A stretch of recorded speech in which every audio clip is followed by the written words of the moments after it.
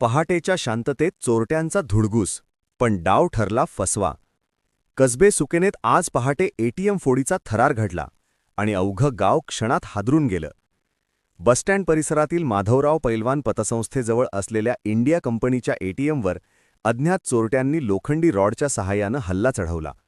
Cables कापण्यात आल्या, machine फोडण्याचा प्रयत्न झाला, मात्र ऐनवेळी चोरट्यांचा डाव उधळला गेला आणि एटीएममधील रोकड सुरक्षित राहिली.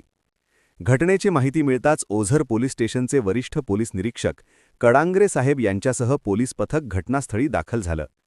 स्थानिक गुन्हे शाखेनंही तपासाची सूत्र हाती घेतली असून अनेक शोध पथकांच्या मदतीनं चोरट्यांचा माग काढला जात आहे. एटीएम फोडीचा प्रयत्न अयशस्वी ठरला असला तरी कायद्याच्या सुरक्षेचा प्रश्न पुन्हा ऐरणीवर आला आहे. गावात भीतीचं वातावरण असून नागरिकांकडून सुरक्षेची मागणी होत आहे. ओझर पोलीस आणि स्थानिक गुन्हे शाखेचा संयुक्त तपास सुरू असून आरोपी लवकरच गजाआड होतील असा विश्वास व्यक्त केला जात आहे. Rahul Kulkarni, bureau report, Niphad.